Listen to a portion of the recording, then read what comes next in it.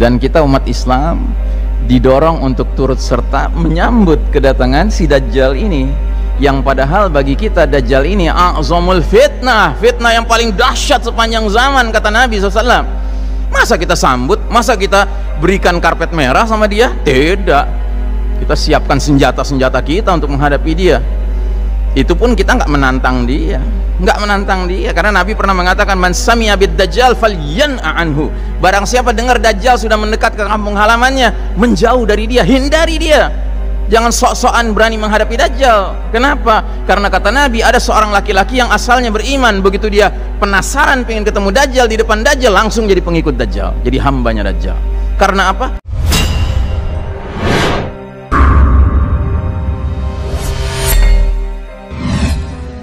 Yang mimpin kita hari ini luar biasa mengertinya tentang urusan dunia, tetapi soal akhirat they don't know nothing, nggak ngerti mereka.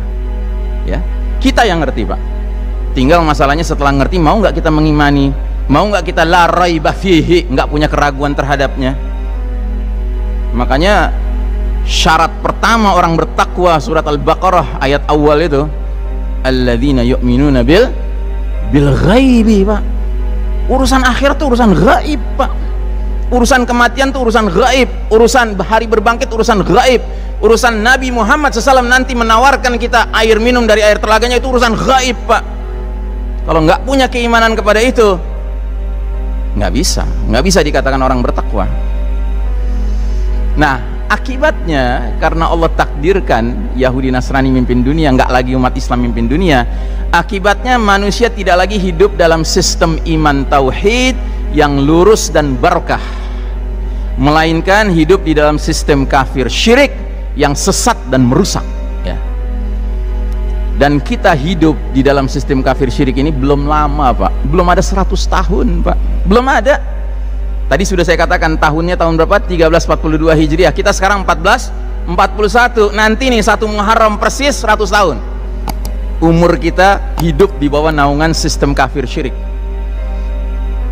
Kalau pakai kalender Masehi masih lama lagi.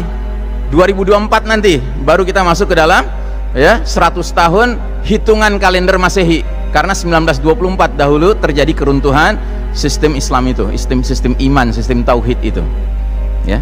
Tapi nggak perlu waktu lama, Pak. Nggak sampai 100 tahun saja sudah dahsyat kerusakan yang ditimbulkannya. Sudah dahsyat sekali. Ya, sementara kita memimpin, Pak, 1342 tahun. Jadi sebenarnya sudah tertanam nilai-nilai ini lama sekali, Pak. Makanya aneh kalau sudah tertanam sekian lama, tiba-tiba hanya dalam tempo nggak ada 100 tahun kita termasuk yang mencontohkan, yuk rame-rame kita tinggalin aja Islam. Nauzubillahi min dzalik. Hati-hati. Ya, memang berat ini, sistem ini berat. Nah, jadi saudaraku rahimakumullah, selanjutnya kaum kafir Yahudi Nasrani ini, mereka dalam merancang, membangun dan mengokohkan sistem kafir syirik ini, mereka kasih nama, Pak. Mereka perkenalkan sistem kafir syirik seperti apa yang mereka ingin wujudkan, dan mereka perkenalkan dengan istilah bahasa Latin, Pak. Namanya Novus Ordo Seclorum. Ya. Kalau Anda ingin tahu tulisan itu, lihatlah uang $1 Amerika Serikat. Di salah satu sisinya itu ada gambar lingkaran, di bawahnya ada tulisan The Great Seal. Seal itu stempel, Pak, materai. Great itu agung, sakral, mulia, ya. Jadi stempel yang mulia, gambarnya piramida terpotong bagian atasnya. Piramida tunggal, terpotong bagian atasnya. Di atas piramida itu ada segitiga, ya, yang di dalamnya ada mata tunggalnya. Sekelilingnya dikasih garis-garis, seolah-olah mata itu merupakan the source of light, sumber cahaya, sumber petunjuk, sumber bimbingan. Terus mereka tulis di bawahnya tuh Novus Ordo Seclorum. Di pita, pita tulisannya Novus Ordo Seclorum. Apa artinya Novus Ordo Seclorum? Novus artinya new, baru. Ordo artinya order, tatanan. Seclorum artinya sekuler, artinya world, dunia. Jadi Novus Ordo Seclorum maknanya apa? New world order, tatanan dunia baru, ya. Jadi mereka ingin merancang sebuah tatanan dunia baru, di mana semua populasi dunia ini dimasukkan ke dalam keranjang piramida tunggal itu, yang ujung-ujungnya pimpinannya bersimbol mata sebelah. Yang bagi kita umat Islam simbol mata sebelah siapa? Innahu a'waral aini wa inna rabbakum laisa bi'a'war. Kata Nabi Muhammad SAW, sesungguhnya Dajjal itu bermata sebelah, sedangkan Rabb kalian Allah Ta'ala tidak bermata sebelah. Terus mereka tulis di atasnya, ada pita lagi pada bagian atasnya, Anuit Queptis, lagi-lagi bahasa Latin, ingin mengesankan bahwa ini urusannya terkait dengan Bible, itulah, terkait dengan kitab suci, karena kitab suci pakai bahasa Latin kan. Itu juga keliru sebenarnya. Dulu Isa alaihissalam bukan pakai bahasa Latin, pakai bahasa Aramaik, ya kan.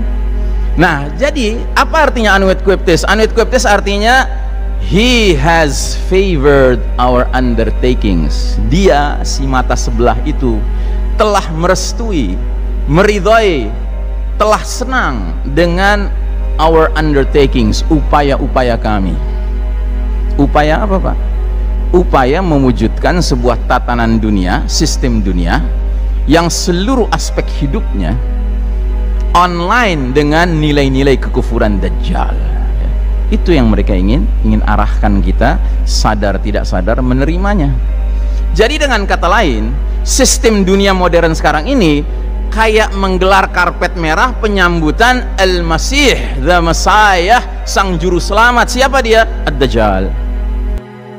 Dan kita umat Islam didorong untuk turut serta menyambut kedatangan si Dajjal ini, yang padahal bagi kita Dajjal ini a'zamul fitnah, fitnah yang paling dahsyat sepanjang zaman, kata Nabi SAW. Masa kita sambut, masa kita berikan karpet merah sama dia? Tidak. Kita siapkan senjata-senjata kita untuk menghadapi dia. Itu pun kita nggak menantang dia, karena Nabi pernah mengatakan, man sami'a bid Dajjal falyan'a anhu. Barang siapa dengar Dajjal sudah mendekat ke kampung halamannya, menjauh dari dia, hindari dia. Jangan sok-sokan berani menghadapi Dajjal. Kenapa? Karena kata Nabi, ada seorang laki-laki yang asalnya beriman, begitu dia penasaran pengen ketemu Dajjal, di depan Dajjal langsung jadi pengikut Dajjal, jadi hambanya Dajjal. Karena apa? Karena hebatnya tipu daya dan sihirnya Dajjal. Nah, jadi tatanan dunia baru ini oleh seorang penulis Muslim berkebangsaan Inggris namanya Ahmad Thompson. Beliau memberi nama tatanan dunia baru ini dengan sebutan sistem Dajjal, ya. Jadi ini sistem Dajjal, Pak, hari ini yang menguasai dunia kita ini. Di bidang apa? Ya, in every aspect. Ipol, Exosbud, Milpenkum, semua, Pak. Ideologi, politik, ekonomi, sosial, budaya, militer, pertahanan, keamanan, medis, farmasi, pertanian, peternakan, semua bidang, Pak. Dan itu make sense, masuk di akal. Kenapa? Ya namanya orang kafir, Pak, mimpin dunia, tentu dia ingin dong nilai-nilai kekafiran itu dia sebarkan. Orang dia sudah komitmen dengan syaitan, sedangkan syaitan sudah mengatakan di depan Allah Ta'ala, ya kan, ya Allah, berikan tangguh kepadaku, jangan serta-merta aku dimasukin ke neraka, gitu. Kata Allah, oke, aku beri tangguh. Begitu diberi tangguh, dia bilang apa? Dia bilang, karena engkau telah menetapkan aku sesat, maka aku akan sesatkan manusia sebanyak-banyaknya. La'atiyannahum thumma la'atiyannahum min baini aydihim wa min khalfihim wa an syama'ilihim wa an ya'aymanihim.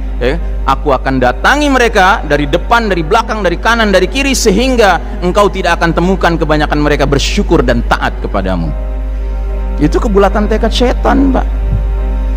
Nah, yang mimpin dunia hari ini Hizbus Syaitan, ya, pasukan syaitan, ya.